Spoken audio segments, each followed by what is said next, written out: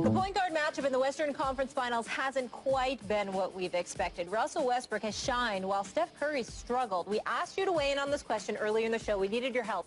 Is Russell Westbrook proving that he's better than Steph Curry? And the results are in here, gentlemen. 58% say yes, Westbrook is better. True. Stephen A.? Well, first of all, those numbers don't prove, as far as I'm concerned, what it really proves is that people don't know basketball, because what you're looking at is the head-to-head matchup against somebody as opposed to their overall game. Just because Russell Westbrook is out playing Steph Curry, particularly going at Steph Curry, doesn't make him better than Steph Curry. This is not a one-on-one matchup. This is a game, a team game, and there are a bevy of elements that come into the equation to define what greatness is and who brings more of a level of greatness to the table. Having said all of that, it's not like it's a runaway issue. It's always been close. Russell Westbrook is a superstar. So is Steph Curry. Russell Westbrook is a better athlete. Steph Curry's a better shooter. Steph Curry makes better decisions with the basketball. Russell Westbrook has more in his arsenal if he's not making jump shots.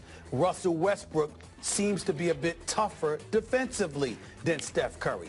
So you can make the argument that he's better. It depends on what you're looking for and what team that you're on. But I'd say it's right up there. It's very close. Neither should be disrespected.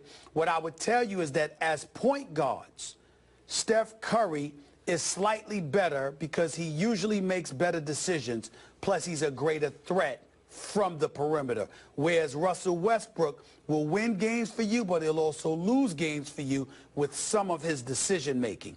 Again, they're both superstars, and it's very close.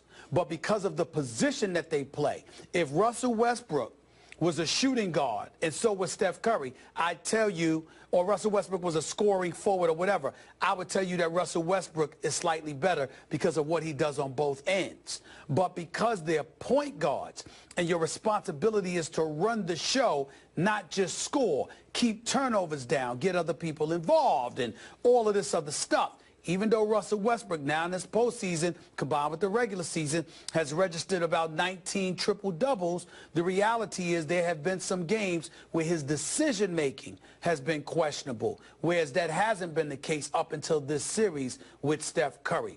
So I would give Steph Curry a very slight edge, but again, it's pick your poison because both of them are lethal. Yet and still, on a daily basis, I'm hearing you get more and more like enthusiastic to the point of crazed about the assassin that is Russell Westbrook, how hard he plays on a dribble-by-dribble basis. That I think if I ask you, who would you start your team, who would you build your team around, I think you might go Russell Westbrook right now. Yeah, because that motor is something that matters to me. But it doesn't matter in the equation of who's the better player. It matters in terms of what I need to galvanize the rest of the troops around me. You're not going to be lazy playing with Russell Westbrook and last very long. Okay. To answer the question, I disagree with the 58%. I'm sorry. I'm not going to be a prisoner of this moment. And we are in a moment and overreact and say, yeah, Russell Westbrook has proven he's better than Steph Curry, the back-to-back MVP and the unanimous first ever unanimous MVP this year. Sorry, not going to do it. I need to throw this out. Obviously, Russell Westbrook is playing better right now, but should we put any kind of asterisk here? Should we give Steph any break? And I don't have an answer to this, Stephen A. Smith.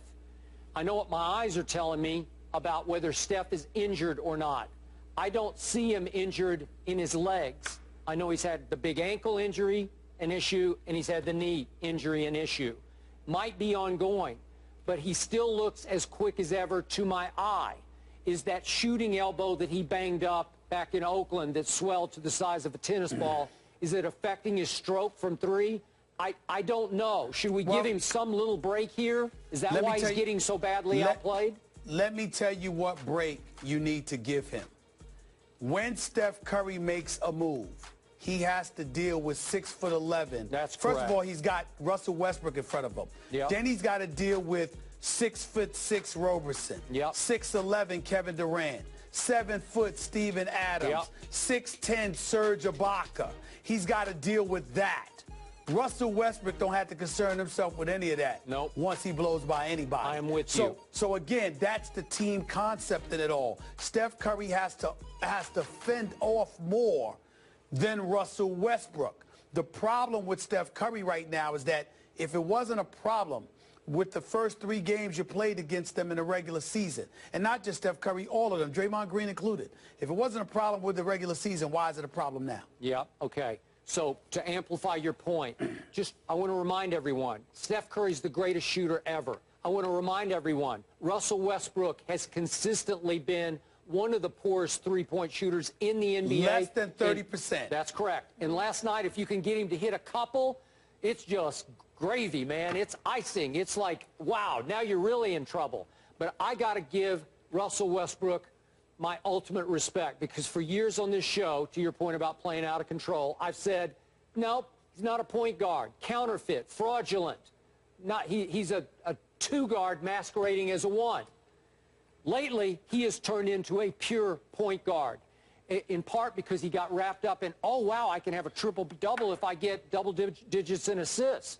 And all of a sudden, he is dishing to Steven Adams and to Ibaka and to Cantor. He loves this, and he is now a pure point guard. Much better. I think he's a better point guard than Steph is. Steph has been really careless with the basketball in this series. This series is true, but Russell Westbrook is lethal. I give him, I've been raving about him for years. I told you that. He's making me look very good right now. He's phenomenal. They're both superstars, but shocking you guys don't agree with Twitter. For the first time this season, Golden State loses 2 straight games. How much is Steve Kerr to blame for the state of the Warriors? That is next.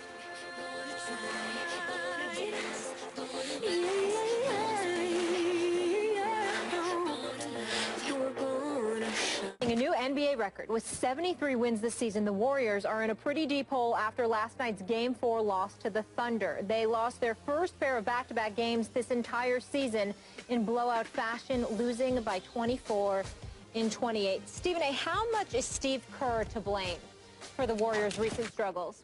Well, he has culpability. He's the coach. He's the guy that is being outshined by Billy Donovan. If Billy Donovan had no impact, then we'd just be looking at the players and talking about how, you know, one team is simply better than the other. But when you look at Billy Donovan and the adjustments that he's making, that's when you look at Kerr and say, okay, how are you going to counter that?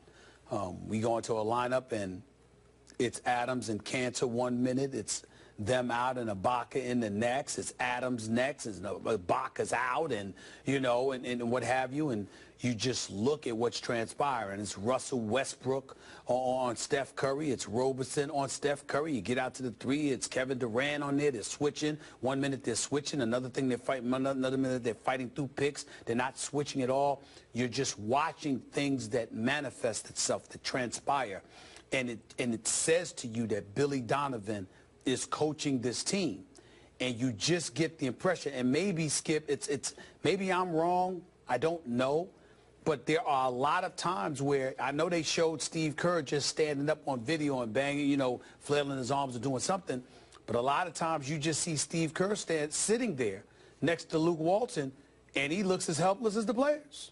I remember one time when in Game 3, Oklahoma City's making a run, and you literally could see the players looking over at the bench for help from Steve Kerr. And Steve Kerr just said, just shook his head, no, I can't help you. And I didn't blame him for it, but you are looking for him to do something more than has been done. I did wonder a couple of times last night when they showed Kerr beside Luke Walton, what was going on in Luke Walton's head.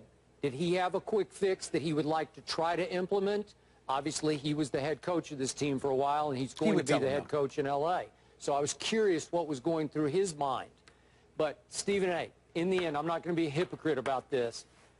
If I had a glaring criticism of Steve Kerr, if I were ready to say he should have done this or he shouldn't have done that, I would blame him.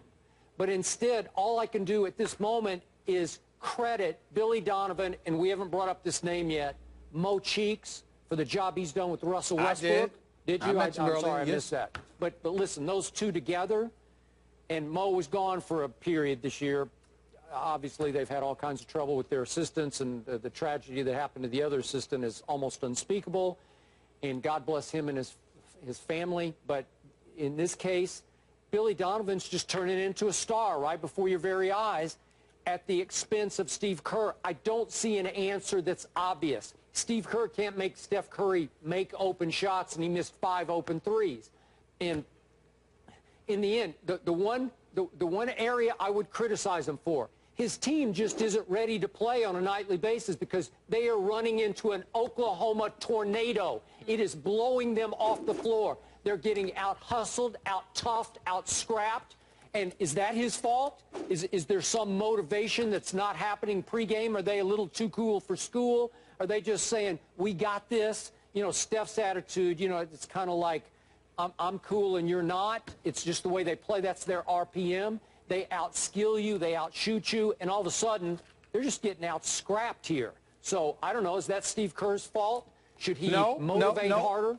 No, but they were 73-9, and they had to win the last 4 games of the regular season prior to these playoffs. There are people that are going to bring that up. I'm not, because I don't have a problem with what he did. I understand it. But the other side to this, Skip, again, is I'm not saying that he's primarily to blame, but how does he walk away unscathed if it was anybody else? Would they be able to do that? We'd be looking at Billy Donovan, looking at what he's done, and we would say, Steve Kerr, what answer do you have for this? And, oh, by the way, you gave up 42 points in the second quarter. The other night you gave up 38 in the second quarter and 45 in the third quarter. No, you can't help Steph Curry and them make shots. But where's your defense? Yep. He has nothing to do with that? Agreed. Game 5 tomorrow in Oakland. And talk about walking away unscathed. That didn't happen for the team Stephen A. claims. Le'Veon Bell hasn't forgotten where his season came to an end. You want to stick around to hear what he is saying now about the Bengals. That's next.